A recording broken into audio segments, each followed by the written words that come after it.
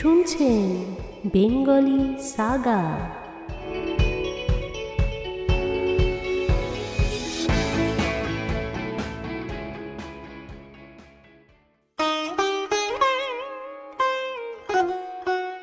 আপনারা শুনছেন Bengali Saga. আমি বিদিশা। আজকে শোনাব রবীন্দ্রনাথ ঠাকুরের শেষের কবিতার তৃতীয় পর্ব, লাবণ্য তর্ক। যোগমায়া বললেন, মা লাবণ্য, তুমি ঠিক বুঝেছ? ঠিক বুঝেছি মা। অমিত ভারী চঞ্চল, সে কথা মানি, সেই জন্যই ওকে এত স্নেহ করি। দেখো না, ও কেমনতর এলোমেলো, হাত থেকে সবই যেন পড়ে পড়ে যায়। লাবণ্য একটু হেসে বললে, ওকে সবই যদি ধরে রাখতেই হতো, হাত থেকে সবই যদি খসে খসে না পড়তো, তাহলেই ওর ঘটত বিপদ। ওর নিয়ম হচ্ছে, হয় উনি পেয়েও পাবেন না, নয় উনি পেয়েই হারাবেন। যেটা পাবেন সেটা যে আবার রাখতে হবে, এটা ওর ধাতের সঙ্গে মেলে না। সত্যি করে বলি বাছা, ওর ছেলে মানুষই আমার ভারী ভালো লাগে। সেটা হলো মায়ের ধর্ম। ছেলে মানুষিতে দায় যত কিছু সব মায়ের, আর ছেলের দিকে যত কিছু সব খেলা। কিন্তু আমাকে কেন বলছো দায় নিতে যে পারে না তার ওপরে দায় চাপাতে? দেখছো না লাবণ্য, ওর অমন দুরন্ত মন আজকাল অনেকখানি যেন ঠান্ডা হয়ে গেছে। দেখে আমার বড় মায়া করে। যাই বলো, ও তোমাকে ভালোবাসে। তা বাসেন, তবে আর ভাবনা কিসের? কর্তামা, ওর যেটা স্বভাব তার উপর আমি একটু অত্যাচার করতে চাই না। আমি তো এই জানি লাবণ্য, ভালোবাসা খানিকটা অত্যাচার চায়, অত্যাচার করেও। কর্তামা, সে অত্যাচারের ক্ষেত্র আছে, কিন্তু স্বভাবের ওপর পীড়ন সয় না। সাহিত্যে ভালোবাসার বই যতই পড়লেম, ততই এই কথাটা বারবার আমার মনে হয়েছে, ভালোবাসার ট্র্যাজেডি ঘটে সেইখানেই যেখানে পরস্পরকে স্বতন্ত্র জেনে মানুষ সন্তুষ্ট থাকতে পারেনি। নিজের ইচ্ছেকে অন্যের ইচ্ছে করবার জন্যে যেখানে জুলুম, যেখানে মনে করি আপন মনের মতো করে বদলিয়ে অন্যকে সৃষ্টি করব। তা মা, দুজনকে নিয়ে সংসার পাততে গেলে পরস্পরকে খানিকটা সৃষ্টি না করে নিলে চলেই না। ভালোবাসা যেখানে আছে সেখানে সেই সৃষ্টি সহজ, যেখানে নেই সেখানে হাতুড়ি পিটোতে গিয়ে তুমি যাকে ট্র্যাজেডি বলো তাই ঘটে। সংসার পাতবার জন্যেই যে মানুষ তৈরি তার কথা ছেড়ে দাও, সে তো মাটির মানুষ। সংসারের প্রতিদিনের চাপেই তার গড়ন পিটন আপনিই ঘটতে থাকে।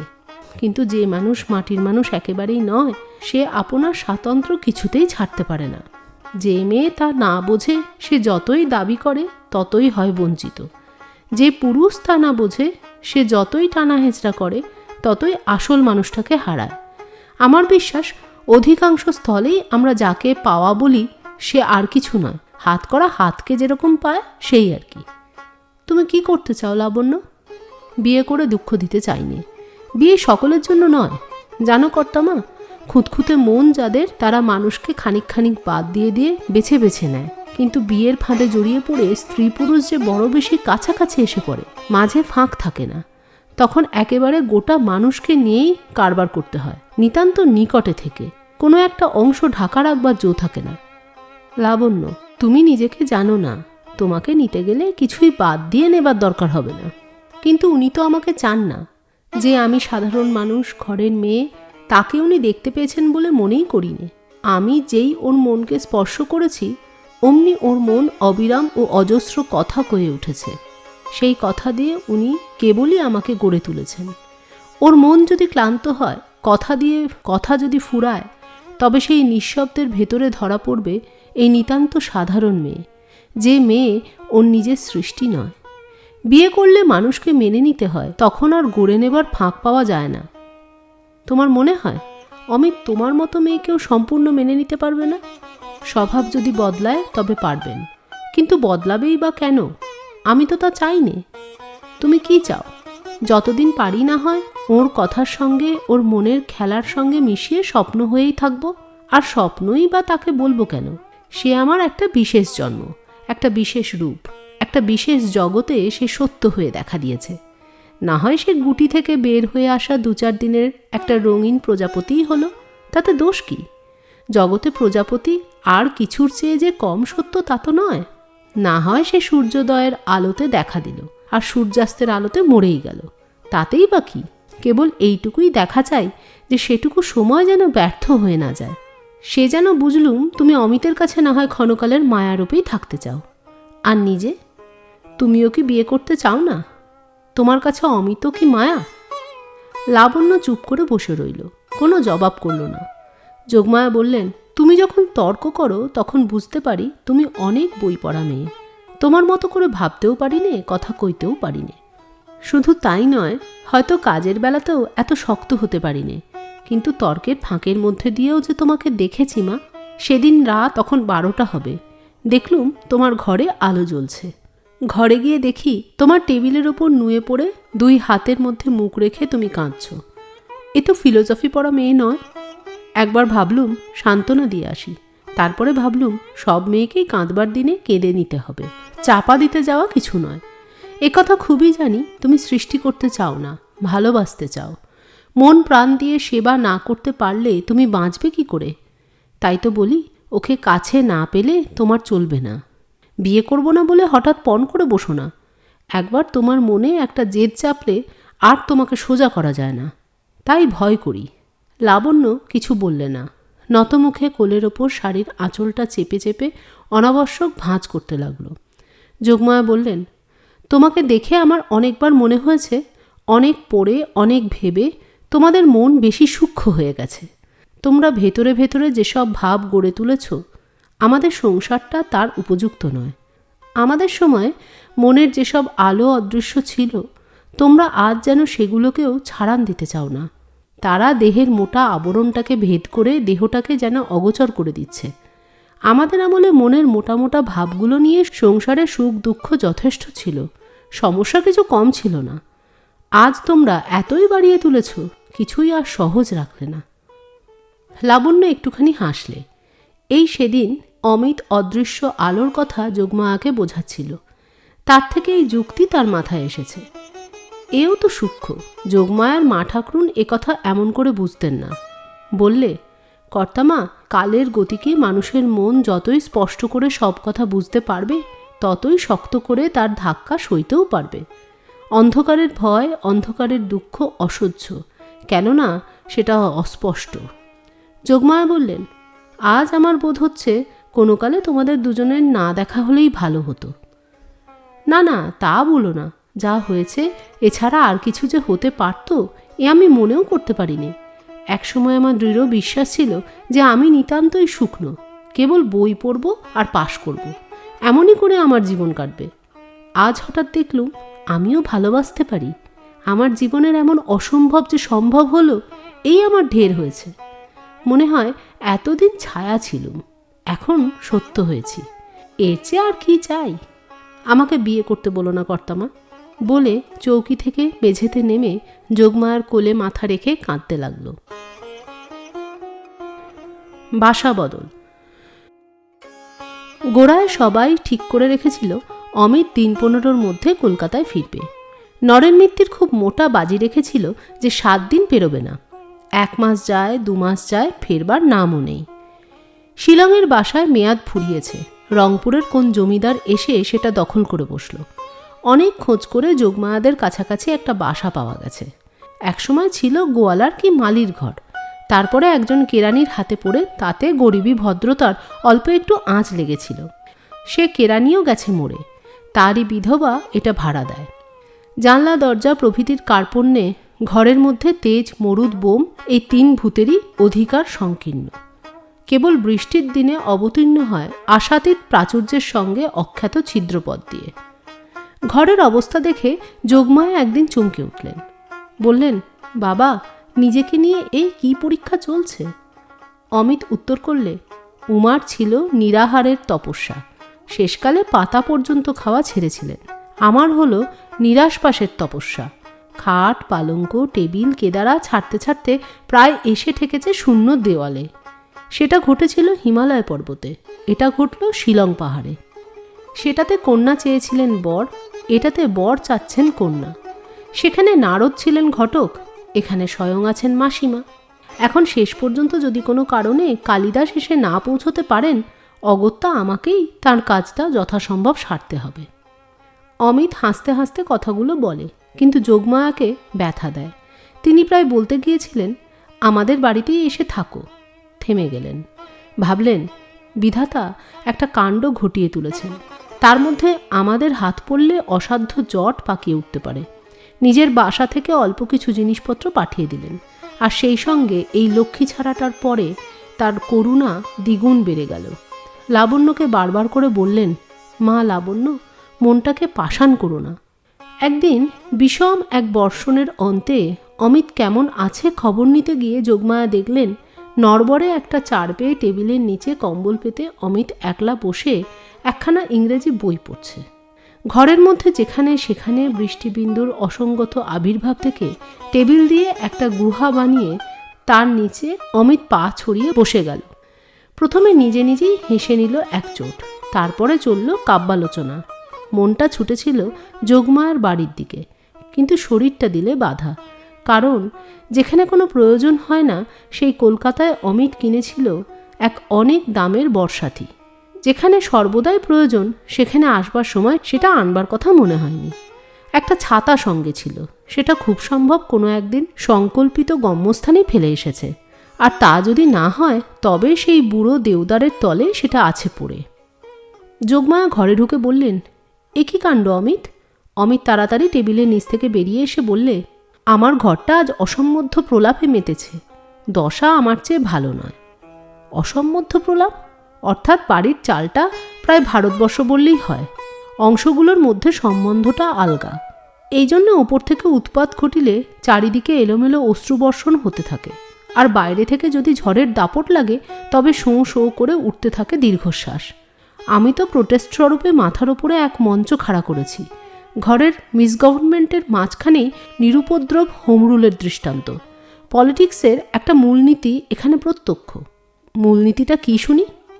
সেটা হচ্ছে এই যে ঘরওয়ালা ঘরে বাস করে না, সে যত বড় ক্ষমতাশালীই হোক, তার শাসনের চেয়ে যে দরিদ্র বাসারে ঘরে ভালো থাকে তার যেমন তেমন ব্যবস্থাও ভালো। আজ লাবণ্যর পরে যোগমায়ার খুব রাগ হলো। অমিতকে তিনি যতই গভীর করে স্নেহ করছেন ততই মনে মনে তার মূর্তিটা খুব উঁচু করেই গড়ে তুলছেন। এত বিদ্যে, এত বুদ্ধি, এত পাশ, অথচ এমন সাদা মন।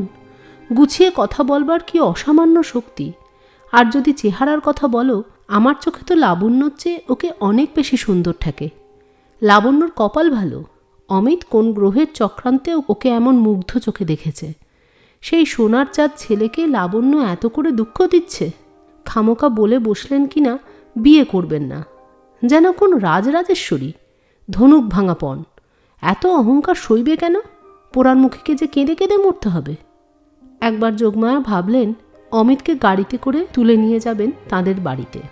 তারপরে কি ভেবে বললেন, একটু বসো বাবা, আমি এখনই আসছি।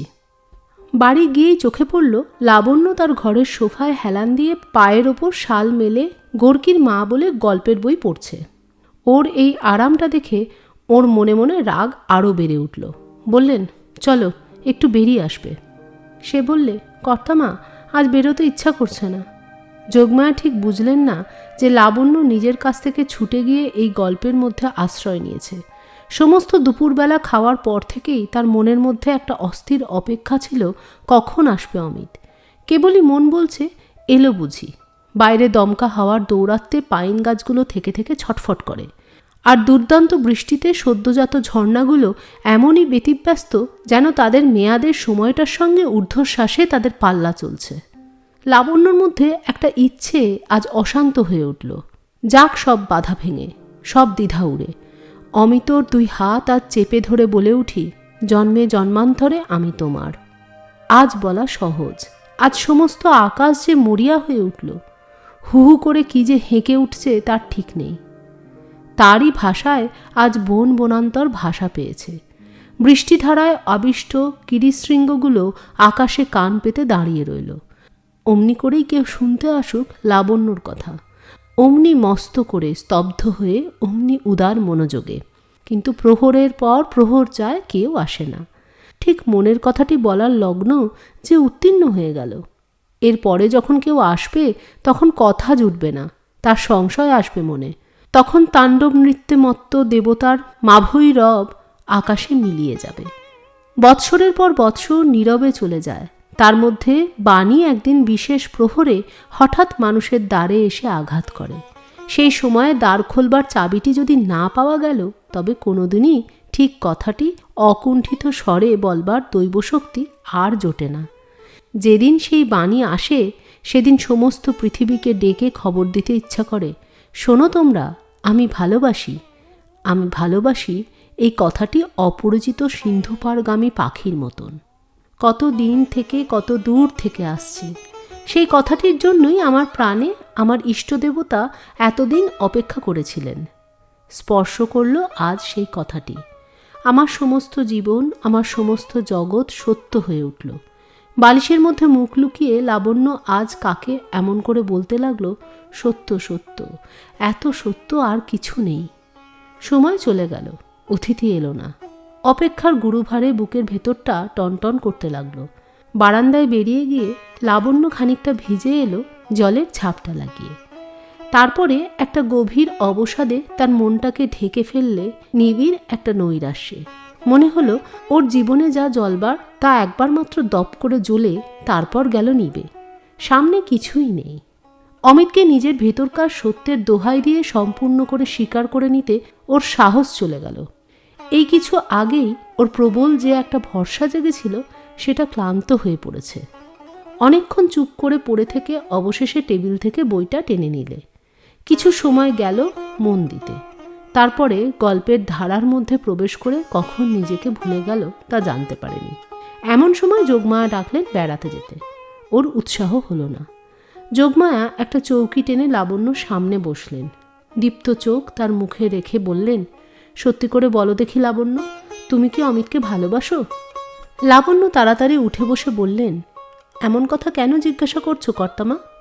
যদি না ভালোবাসো ওকে স্পষ্ট করেই বলো না কেন? নিষ্ঠুর তুমি। ওকে যদি না চাও তবে ওকে ধরে রেখো না।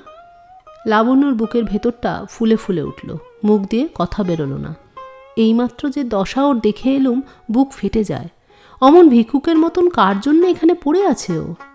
ওর মতো ছেলে যাকে চায়, সে যে কত বড় ভাগ্যবতী তা কি একটুও বুঝতে পারো না? চেষ্টা করে রুদ্ধ কণ্ঠের বাধা কাটিয়ে লাবণ্য বলে উঠল, আমার ভালোবাসার কথা জিজ্ঞাসা করছো কর্তামা? আমি তো ভেবে পাইনি আমার যে ভালোবাসতে পারে পৃথিবীতে এমন কেউ আছে। ভালোবাসায় আমি যে মরতে পারি।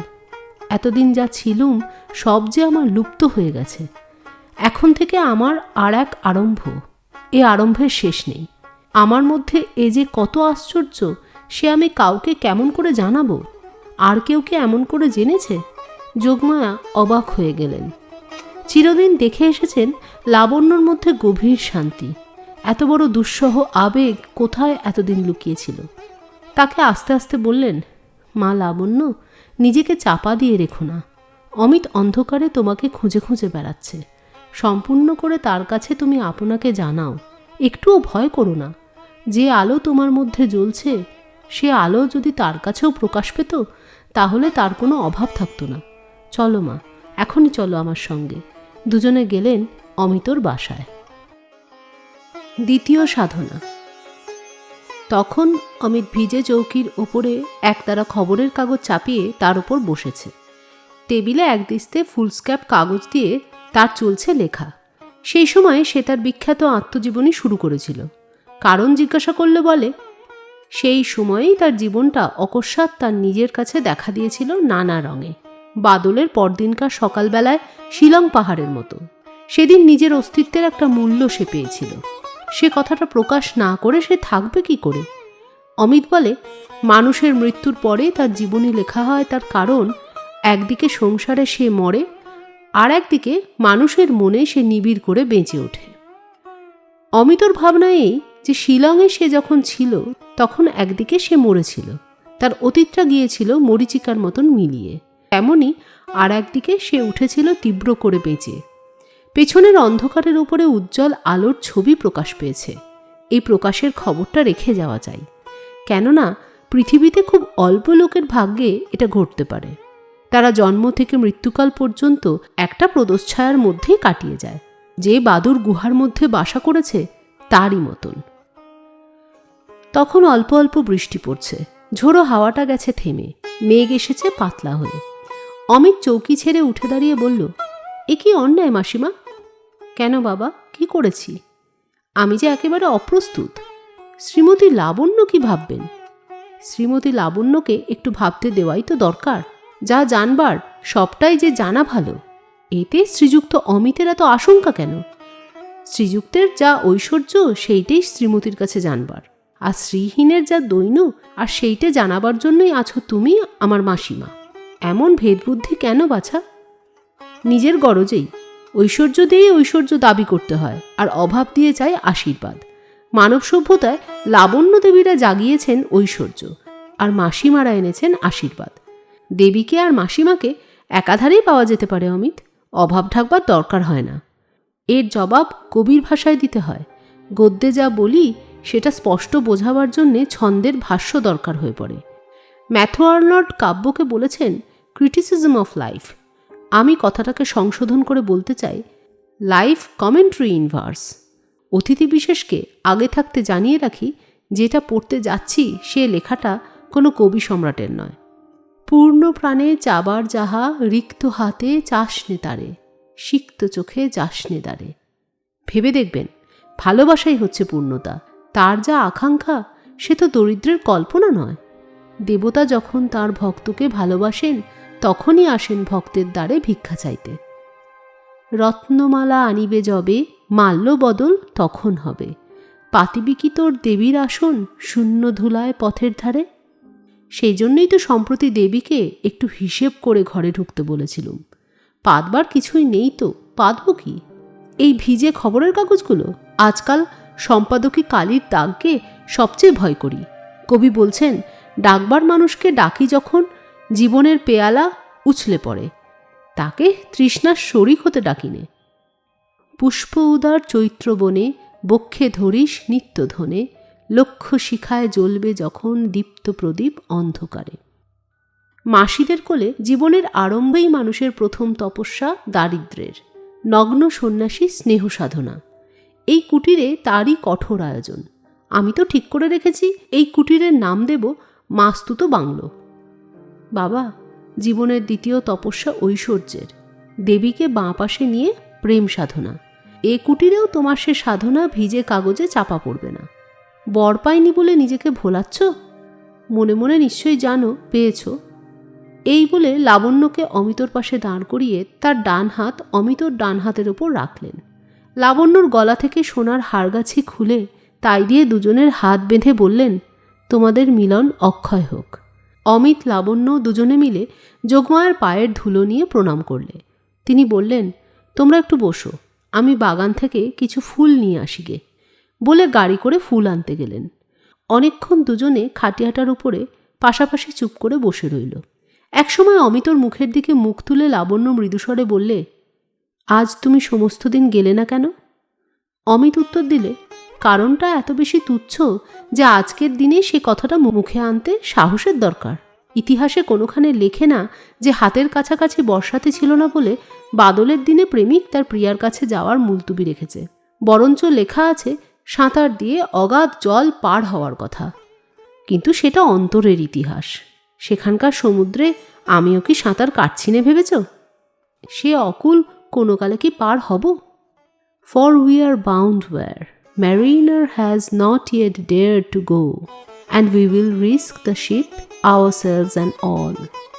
আমরা যাব যেখানে কোনো যাইনি নিয়ে সাহস করি, ডুবি যদি তো ডুবি না কেন, ডুবুক সবই ডুবুক তরি। বন্যা, আমার জন্য আজ তুমি অপেক্ষা করেছিলে? হ্যাঁ মিতা, বৃষ্টির শব্দে সমস্ত দিন যেন তোমার পায়ের শব্দ শুনেছি। মনে হয়েছে কত অসম্ভব দূর থেকে যে আসছো তার ঠিক নেই। শেষকালে তো এসে পৌঁছলে আমার জীবনে। বন্যা, আমার জীবনের মাঝখানটিতে ছিল এতকাল তোমাকে না জানার একটা প্রকাণ্ড কালো গর্ত। ওইখানটা ছিল সবচেয়ে কুশ্রী। আজ সেটা কানা ছাপিয়ে ভরে উঠল। তারই উপরে আলো ঝলমল করে সমস্ত আকাশের ছায়া পড়ে আজ সেখানটায় হয়েছে সবচেয়ে সুন্দর। এই যে আমি ক্রমাগতই কথা কয়ে যাচ্ছি, এ হচ্ছে ওই পরিপূর্ণ প্রাণ সরোবরের তরঙ্গধ্বনি। একে থামায় কে? মিতা, তুমি আজ সমস্ত দিন কি করছিলে? মনের মাঝখানটিতে তুমি ছিলে, একেবারে নিস্তব্ধ। তোমাকে কিছু বলতে চাচ্ছিলুম। কোথায় সেই কথা? আকাশ থেকে বৃষ্টি পড়ছে আর আমি কেবলই বলছি, কথা দাও, কথা দাও। Oh, what is this mysterious and uncapturable bliss that I have known yet seems to be simple as breath and easy as a smile and older than the earth. একই রহস্য, একই আনন্দ রাশি, জেনেছি তাহারে, পাইনি তবুও পেয়ে। তবু যে সহজে প্রাণে উঠে নিঃশ্বাসী, তবু সে সরল যেন রে সরল হাসি, পুরানো সে যেন এই ধরনীর চেয়ে। বসে বসে ওই করি, পরের কথাকে নিজের কথা করে তুলি। সুর দিতে পারতুম যদি, তবে সুর লাগিয়ে বিদ্যাপতির বর্ষার গানটাকে সম্পূর্ণ আত্মসাৎ করতুম। যাকে না হলে চলে না, তাকে না পেয়ে কি করে দিনের পর দিন কাটবে? ঠিক এই কথাটার সুর পাই কোথায়? ওপরে চেয়ে কখনো বলি কথা দাও, কখনো বলি সুর দাও। কথা নিয়ে সুর নিয়ে দেবতা নেমেও আসেন, কিন্তু পথের মধ্যে মানুষ ভুল করেন, খামোকা আর কাউকে দিয়ে বসেন, হয়তোবা তোমাদের ওই রবি ঠাকুরকে। লাবণ্য হেসে বললে, রবি ঠাকুরকে যারা ভালোবাসে তারাও তোমার মতন এত বারবার করে তাকে স্মরণ করে না। বন্যা, আজ আমি বড় বেশি বকছি না? আমার মধ্যে বকুনির মনসুন নেমেছে। ওয়েদার রিপোর্ট যদি রাখো তো দেখবে এক এক দিনে কত ইঞ্চি পাগলামি তার ঠিকানা নেই। কলকাতায় যদি থাকতুম, তোমাকে নিয়ে টায়ার ফাটাতে ফাটাতে মোটরে করে একেবারে মোরাদাবাদে দিতুম দৌড়। যদি জিজ্ঞাসা করতে মোরাদাবাদে কেন, তার কোনোই কারণ দেখাতে পারতুম না। বান যখন আসে তখন সে বকে, ছোটে, সময়টাকে হাসতে হাসতে ফ্যানার মতন ভাসিয়ে নিয়ে যায়। এমন সময় ডালিতে ভরে যোগমায়া সূর্যমুখী ফুল আনলেন। বললেন, মা লাবণ্য, এই ফুল দিয়ে আজ তুমি ওকে প্রণাম করো। এটা আর কিছু নয়, একটা অনুষ্ঠানের মধ্যে দিয়ে প্রাণের ভেতরকার জিনিসকে বাইরে শরীর দেবার মেয়েলি চেষ্টা। দেহকে বানিয়ে তোলবার আকাঙ্ক্ষা ওদের রক্তে মাংসে। আজ কোনো এক সময়ে অমিত লাবণ্যকে কানে কানে বললে, বন্যা, একটি আংটি তোমাকে পরাতে চাই। লাবণ্য বললে, কি দরকার মিতা? তুমি যে আমাকে তোমার এই হাতখানি দিয়েছ, সে কতখানি দেওয়া তা ভেবে শেষ করতে পারিনি। কবিরা প্রিয়ার মুখ নিয়েই যত কথা কয়েছে, কিন্তু হাতের মধ্যে প্রাণের কত ইশারা, ভালোবাসার কত কিছু আদর, কত কিছু সেবা, হৃদয়ের যত দরদ, যত অনির্বচনীয় ভাষা, সব যে ওই হাতে। আংটি তোমার আঙুলটিকে জড়িয়ে থাকবে আমার মুখের ছোট একটা কথার মতো। সে কথাটি শুধু এই, পেয়েছি। আমার এই কথাটি সোনার ভাষায়, মানিকের ভাষায় তোমার হাতে থেকে যাক না। লাবণ্য বললে, আচ্ছা তাই থাক, কলকাতা থেকে আনতে দেব। বলো, কোন পাথর তুমি ভালোবাসো? আমি কোনো পাথর চাইনি, একটি মাত্র মুক্ত থাকলেই হবে। আচ্ছা সেই ভালো, আমিও মুক্ত ভালোবাসি। মিলন তত্ত্ব। ঠিক হয়ে গেল আগামী অঘ্রাণ মাসে এদের বিয়ে। যোগমায়া কলকাতায় গিয়ে সমস্ত আয়োজন করবেন। লাবণ্য অমিতকে বললে, তোমার কলকাতায় ফেরবার দিন অনেক কাল হলো পেরিয়ে গেছে। অনিশ্চিতের মধ্যে বাঁধা পড়ে তোমার দিন কেটে যাচ্ছিল। এখন ছুটি, নিঃসংশয়ে চলে যাও। বিয়ের আগে আমাদের আর দেখা হবে না। এমন কড়া শাসন কেন? সেদিন যে সহজ আনন্দের কথা বলেছিলে, তাকে সহজ রাখবার জন্যে। এটা একেবারে গভীর জ্ঞানের কথা। সেদিন তোমাকে কবি বলে সন্দেহ করেছিলুম, আজ সন্দেহ করছি ফিলোজফার বলে। চমৎকার বলেছ। সহজকে সহজ রাখতে হলে শক্ত হতে হয়। ছন্দকে সহজ করতে চাও তো জ্যোতিকে ঠিক জায়গায় কষে আঁটতে হবে। লোভ বেশি, তাই জীবনের কাব্যে কোথাও জ্যোতি দিতে মন সরে না। ছন্দ ভেঙে গিয়ে জীবনটা হয় গতিহীন বন্ধন। আচ্ছা, কালই চলে যাব, একেবারে হঠাৎ এই ভরা দিনগুলোর মাঝখানে। মনে হবে যেন মেঘনাদবধ কাব্যের সেই চমকে থেমে যাওয়া লাইনটা, চলি যবে গেলা জুমপুরে অকালে। শিলং থেকে আমিই না হয় চললুম, কিন্তু পাঁজি থেকে অঘ্রাণ মাস তো ফস করে পালাবে না। কলকাতায় গিয়ে কি করব জানো? কি করবে? মাসিমা যতক্ষণ করবেন বিয়ের দিনের ব্যবস্থা, ততক্ষণ আমাকে করতে হবে তার পরের দিনগুলোর আয়োজন। লোকে ভুলে যায় দাম্পত্যটা একটা আর্ট, প্রতিদিন ওকে নতুন করে সৃষ্টি করা যায়। মনে আছে বন্যা, রঘুবংশে অজ মহারাজা ইন্দুমতির কি বর্ণনা করেছিলেন? লাবণ্য বললে, প্রিয় শিষ্যা ললিতে কলাবিধৌ। অমিত বললে, সেই ললিত কলা বিধিটা দাম্পত্যেরই। অধিকাংশ বর্বর বিয়েটাকেই মনে করে মিলন, সেই জন্য তারপর থেকে মিলনটাকে এত অবহেলা। মিলনের আর তোমার মনে কীরকম আছে বুঝিয়ে দাও। যদি আমাকে শিষ্যা করতে চাও, আজই তার প্রথম পাঠ শুরু হোক। আচ্ছা, তবে শোনো, ইচ্ছাকৃত বাধা দিয়েই কবি ছন্দের সৃষ্টি করে। মিলনকেও সুন্দর করতে হয় ইচ্ছাকৃত বাধায়। চাইলেই পাওয়া যায় দামি জিনিসকে এত সস্তা করা, নিজেকেই ঠকানো।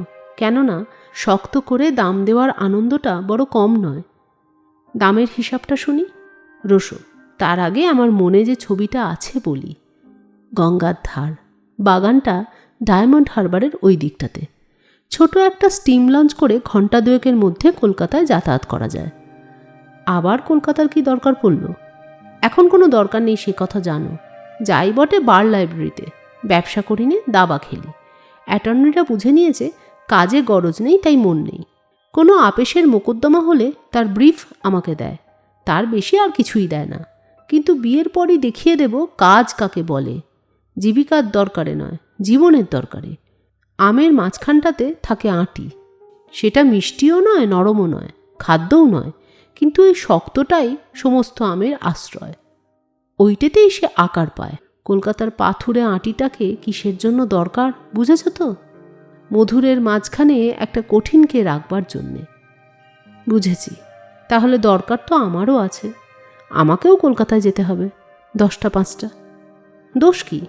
কিন্তু পাড়া বেড়াতে নয়, কাজ করতে। কিসের কাজ বলো? বিনা মাইনে? না না, বিনা মাইনের কাজ কাজও নয়, ছুটিও নয়, 12 আনা ফাঁকি। ইচ্ছে করলেই তুমি মেয়ে কলেজে প্রফেসরই নিতে পারবে। আচ্ছা, ইচ্ছে করব। তারপর? স্পষ্ট দেখতে পাচ্ছি গঙ্গার ধার, পাড়ির নিচে তলা থেকে উঠছে ঝুড়িনামা অতি পুরনো বটগাছ। ধনপতি যখন গঙ্গা বেয়ে সিংহলে যাচ্ছিল, তখন হয়তো এই বটগাছে নৌকা বেঁধে গাছতলায় রান্না চড়িয়েছিল। ওরই দক্ষিণ ধারে ছ্যাতলা পড়া বাঁধানো ঘাট, অনেকখানি ফাটল ধরা, কিছু কিছু ধসে যাওয়া। সেই ঘাটে সবুজ সাদায় রং করা আমাদের ছিপছিপে নৌকাখানি, তারই নীল নিশানে সাদা অক্ষরে নাম লেখা। কি নাম বলে দাও তুমি? বলবো? মিতালি। ঠিক নামটি হয়েছে, মিতালি। আমি ভেবেছিলাম সাগরী। মনে একটু গর্বও হয়েছিল, কিন্তু তোমার কাছে হার মানতে হলো। বাগানের মাঝখান দিয়ে সরু একটি খাড়ি চলে গেছে, গঙ্গার হৃৎস্পন্দন বয়ে। তার ওপারে তোমার বাড়ি, এপারে আমার। রোজই কি সাঁতার দিয়ে পার হবে? আর জানলায় আমার আলো জ্বালিয়ে রাখবো? দেব সাঁতার মনে মনে, একটা কাঠের সাঁকোর ওপর দিয়ে। তোমার বাড়িটির নাম মানসী, আমার বাড়ির একটা নাম তোমাকে দিতে হবে, দীপক। ঠিক নামটি হয়েছে। নামের উপযুক্ত একটা দ্বীপ আমার বাড়ির চূড়োয় বসিয়ে দেব। মিলনের সন্ধ্যাবেলা তাতে জ্বলবে লাল আলো, আর বিচ্ছেদের রাতে নীল। কলকাতা থেকে ফিরে এসে রোজ তোমার কাছ থেকে একটি চিঠি আশা করব। এমন হওয়া চাই যে চিঠি পেতেও পারি, নাও পেতে পারি। সন্ধে 8টার মধ্যে যদি না পাই, তবে হতবিধিকে অভিসম্পাদ দিয়ে বার্ট্রান্ড রাসেলের লজিক পড়বার চেষ্টা করব। আমাদের নিয়ম হচ্ছে অনাহত তোমার বাড়িতে কোনো মতেই যেতে পারবো না। আর তোমার বাড়িতে আমি? ঠিক একই নিয়ম হলেই ভালো হয়, কিন্তু মাঝে মাঝে নিয়মের ব্যতিক্রম হলে সেটা অসহ্য হবে না। নিয়মের ব্যতিক্রমটাই যদি নিয়ম না হয়ে ওঠে, তবে তোমার বাড়িটার দশা কি হবে ভেবে দেখে বরঞ্চ আমি বুড়কা পড়ে যাব।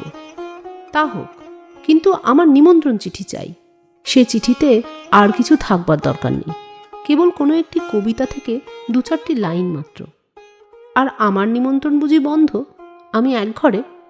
তোমার নিমন্ত্রণ মাসে 1 দিন, পূর্ণিমার রাতে, 14টা তিথির খণ্ডতা যেদিন চরম পূর্ণ হয়ে উঠবে। এইবার তোমার প্রিয় শিষ্যাকে একটা চিঠির নমুনা দাও। আচ্ছা বেশ।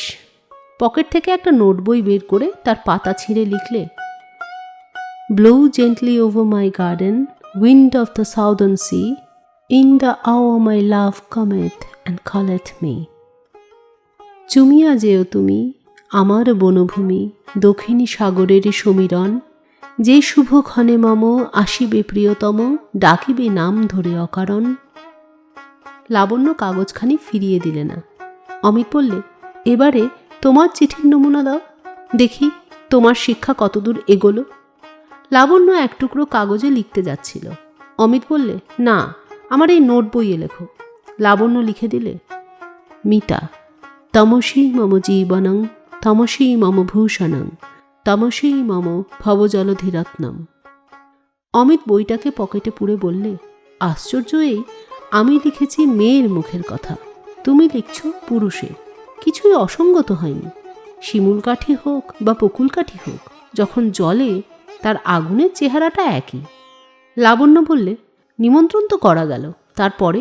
অমিত বললে, সন্ধ্যা তারা উঠেছে, জোয়ার এসেছে গঙ্গায়, হাওয়া উঠল ঝিরঝির করে ঝাউগাছগুলো সারবে, বুড়ো বটগাছটার শিকড়ে শিকড়ে উঠল স্রোতের ছলছলানি। তোমার বাড়ির পিছনে পদ্মদিঘি, সেখানে খিড়কির নির্জন ঘাটে গা ধুয়ে চুল বেঁধেছ। তোমার এক একদিন এক একটা রঙের কাপড়। ভাবতে ভাবতে যাব আজকে সন্ধ্যাবেলার রঙটা কি। মিলনের জায়গারও ঠিক নেই। কোনোদিন শান বাঁধানো চাপাতলায়, কোনোদিন বাড়ির ছাতে, কোনোদিন গঙ্গার ধারের চাতালে। আমি গঙ্গায় স্নান সেরে সাদা মলমলে ধুতি আর চাদর পরব। পায়ে থাকবে হাতির দাঁতে কাজ করা খড়ম।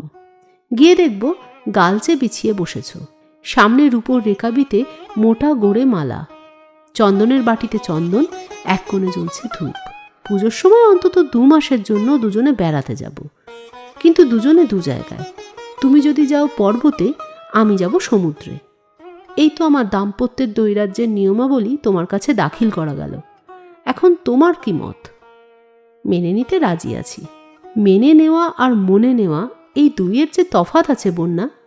তোমার যাতে প্রয়োজন, আমার তাতে প্রয়োজন নাও যদি থাকে, তবু আপত্তি করব না। প্রয়োজন নেই তোমার? না, নেই। তুমি আমার যতই কাছে থাকো, তবু আমার থেকে তুমি অনেক দূরে। কোনো নিয়ম দিয়ে সেই দূরত্বটুকু বজায় রাখা আমার পক্ষে বাহুল্য। কিন্তু আমি জানি আমার মধ্যে এমন কিছুই নেই যা তোমার কাছের দৃষ্টিকে বিনা লজ্জায় সইতে পারবে। সেই জন্যে দাম্পত্যে 2 পাড়ে 2 মহল করে দেওয়া আমার পক্ষে নিরাপদ। আমি চৌকি থেকে উঠে দাঁড়িয়ে বললে, তোমার কাছে আমি হার মানতে পারবো না বন্যা। যাক গে আমার বাগানটা, কলকাতার বাইরে 1 পা নড়ব না। নিরঞ্জনদের আপিসের ওপরের তলার 75 টাকা দিয়ে একটা ঘর ভাড়া নেব। সেইখানে থাকবে তুমি আর থাকবো আমি। চিদাকাশে কাছে দূরে ভেদ নেই। 3.5 হাত চওড়া বিছানার বাঁ পাশে তোমার মহল মানসী, ডান পাশে আমার মহল দীপক। ঘরের পূব দেওয়ালে একখানা আলনাওয়ালা দেরাজ, তাতেই তোমারও মুখ দেখা আর আমারও। পশ্চিম দিকে থাকবে বইয়ের আলমারি, পিঠ দিয়ে সেটা রোদ্দুর ঠেকাবে, আর সামনের দিকে থাকবে 2টি পাঠকের একটি মাত্র সার্কুলেটিং লাইব্রেরি। ঘরের উত্তর দিকটাতে একখানি সোফা, তারই বাঁ পাশে একটু জায়গা খালি রেখে আমি বসবো এক প্রান্তে। তোমার কাপড়ের আলনার আড়ালে তুমি দাঁড়াবে 2 হাত তফাতে। নিমন্ত্রণের চিঠিখানা উপরের দিকে তুলে ধরবো কম্পিত হস্তে। তাতে লেখা থাকবে, ছাদের উপরে বহিয়া নীরবে ওগো দক্ষিণ হাওয়া, প্রেয়সীর সাথে যে নিমেষে হবে চারি চক্ষুতে চাওয়া। এটা কি খারাপ শোনাচ্ছে বন্যা? কিছু না মিতা, কিন্তু এটা সংগ্রহ হলো কোথা থেকে? আমার বন্ধু নীলমাধবের খাতা থেকে। তার ভাবী বধূ তখন অনিশ্চিত ছিল। তাকে উদ্দেশ করে ওই ইংরেজি কবিতাটাকে কলকাতায় ছাঁচে ঢালাই করেছিল।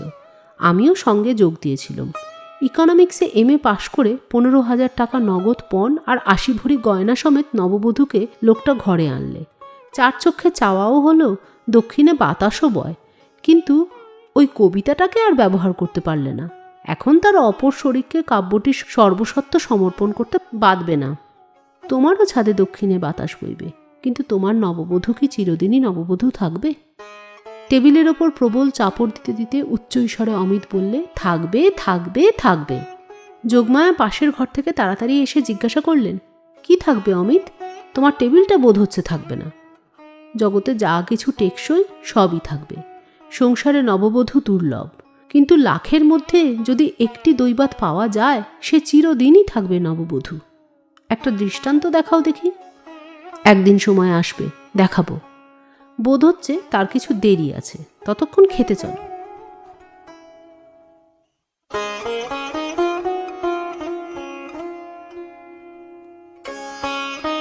আজকের নিবেদন এখানেই শেষ করছি। কয়েকদিনের মধ্যেই নিয়ে আসব পরবর্তী পর্ব। ততদিন সুস্থ থাকুন, শুনতে থাকুন, সঙ্গে থাকুন বেঙ্গলি সাগা। আজ আসি, টাটা।